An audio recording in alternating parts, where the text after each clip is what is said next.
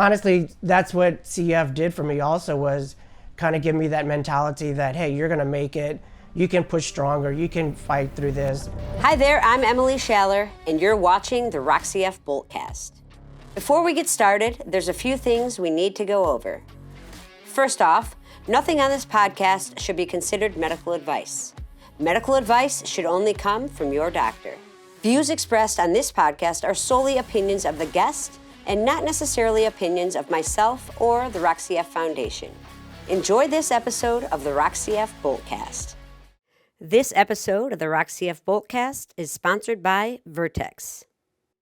Hi, my name is Frankie. I'm from New Orleans, Louisiana, and I was diagnosed with CF at 3. All right, so I'm very curious because I have been following you for so long in your story. You've had a lot of challenges and ups and downs, and right now you're like back on your game and doing so great. But I want to go back to your journey where it started with CF, diagnosed at 3, and obviously, wait, how old are you again? 50. Oh, baby. All right. We're in the same kind of genre, but you're a couple years older than me. But of course, we didn't have newborn screening. So how was your CF diagnosis? How was it started? And then walk us through that initial diagnosis. Initially, it was pretty normal as a baby, and then I started having the bad stool symptom, and that's when my mom took me in to get the CF testing. I got tested actually 3 times. She didn't believe the first 2, and after the 3rd time, the doctor said he has cystic fibrosis. Right, so 3 sweat tests, all 3 were positive, but your mom said, I don't think so. Did she know what CF was? No, we didn't know anything. She told me that she got handed a pamphlet and said, this is what it's about, and good luck. Wow. So it was completely different back then compared to how it is, today. Did you ever find out what your prognosis was when you were diagnosed? I think my parents were told I might not live long enough to graduate from high school because that's what in Metro Detroit, that's kind of what the doctors were seeing. Oh yes. I remember being told that my prognosis was 17 years old. Wow. And I mean, did you feel different from your friends? And what was your childhood like? I know you had treatments. Were you active? Were you told not to do things or to participate in sports? And what was it like growing up with CF back then? I never felt different, and I was never told to not do anything.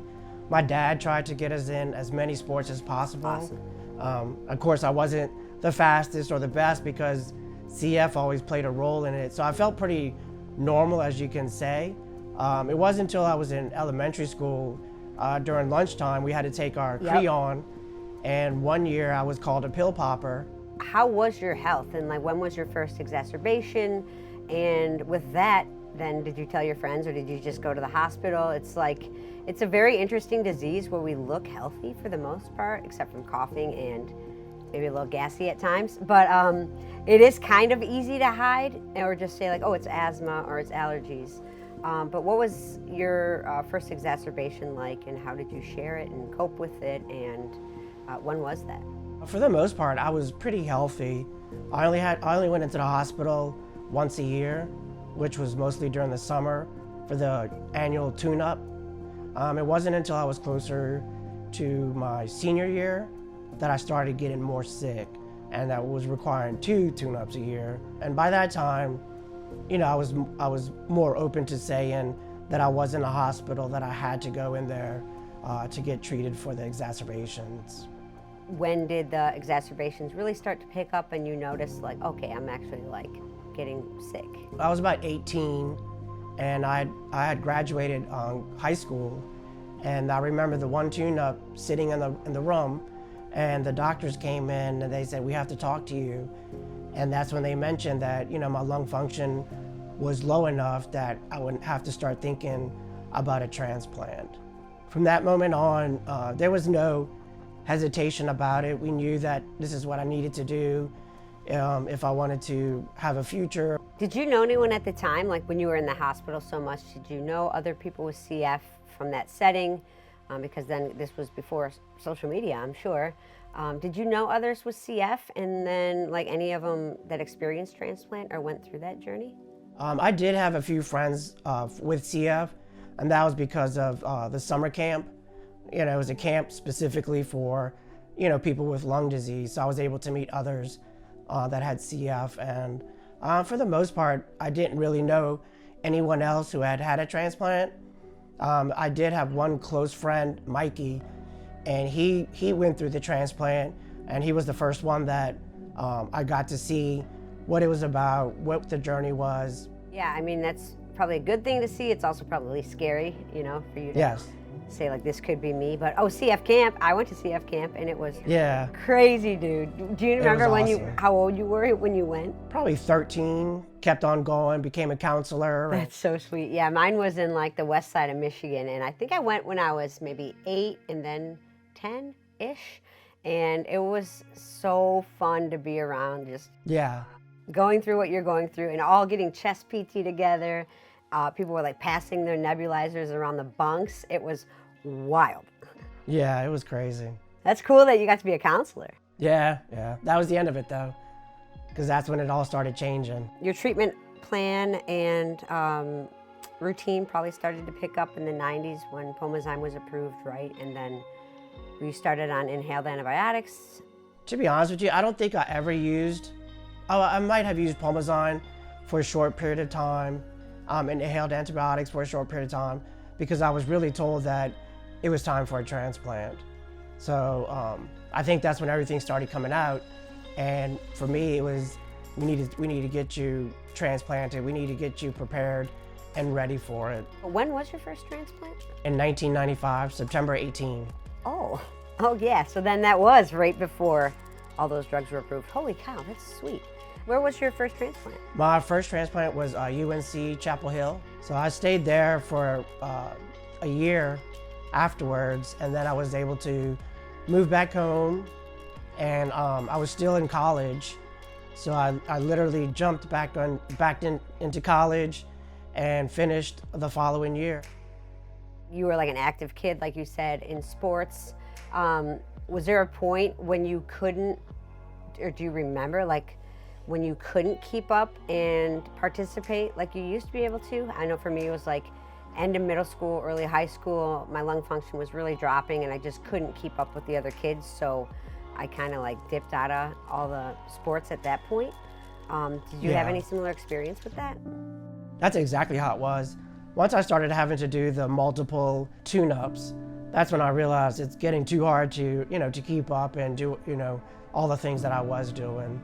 And I feel like that's, like, not one of the hardest parts, but maybe, because you realize, like, oh man, this is what CF is doing, right? And it's not really gonna get better. I don't know if you struggled with any thoughts like that. Like, we did it day to day, and we did our treatments, and we'd go in for tune-ups and take our enzymes and try to do what everybody else is doing, but the reality is like, CF was progressing and getting worse for you. So how did you handle that mentally? I have strong belief in God, and faith has kept me going nonstop. I always continue to trust in God, believe in God. That helped me every single day to never give up, really. I didn't want to give up on my family. So, every day was another day that I had to push, regardless of how you felt, regardless of what was going on. You're like, I can get through this. And honestly, that's what CF did for me also, was kind of give me that mentality that, hey, you're gonna make it, you can push stronger, you can fight through this, and just to never give up. What was it like when you were activated for the transplant list? Was it a sign of relief? Were you scared? What were those feelings like? And then how long did you wait until your transplant? Kind of talk us through that journey with your first transplant. When I was told that I needed to be in a transplant, that I needed a transplant, I was in the hospital, sick, of course, and we immediately, did the homework and found out where we needed to go, and we got listed at UNC Chapel Hill, and I was able to stay close to home until I was up closer on the list. As I got to number 2, that's when I was told that I needed to move closer to the transplant center. So I moved to North Carolina, and I waited 1 year, and during that time, the biggest thing was to stay strong and try and stay as healthy as possible. Of course, more frequent hospital visits, because I was getting sicker along the way. Then I started requiring oxygen, and I was in the hospital a lot more.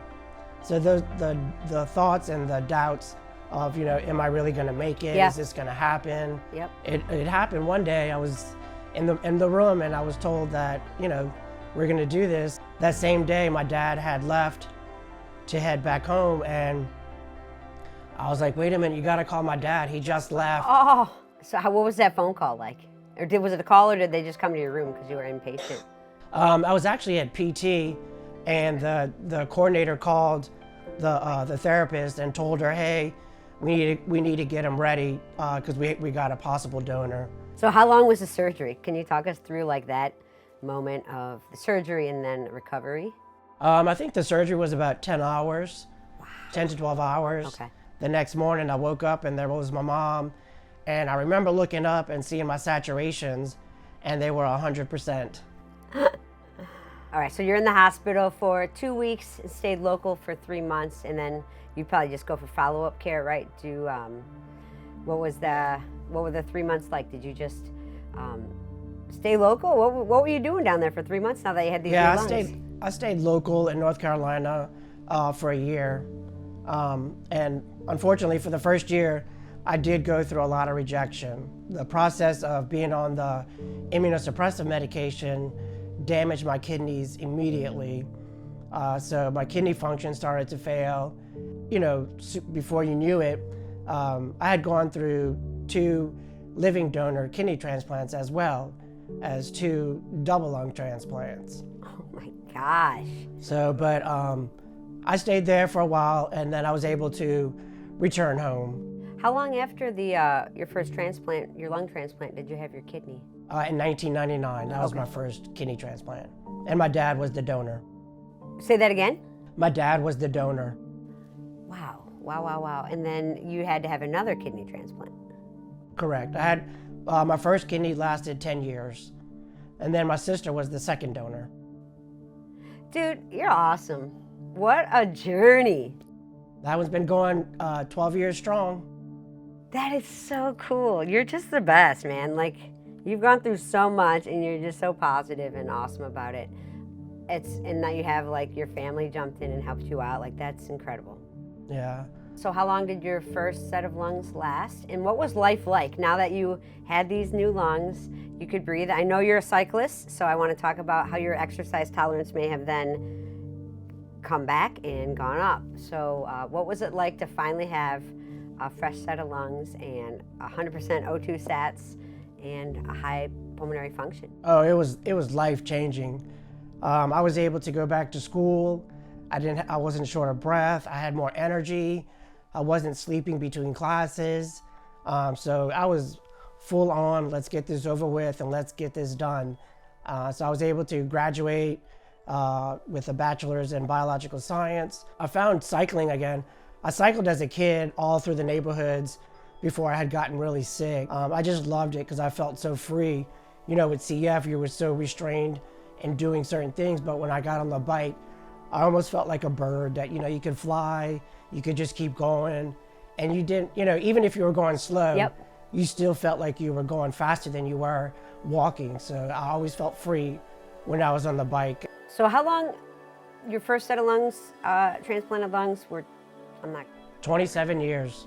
That's incredible. Yes, 27 years.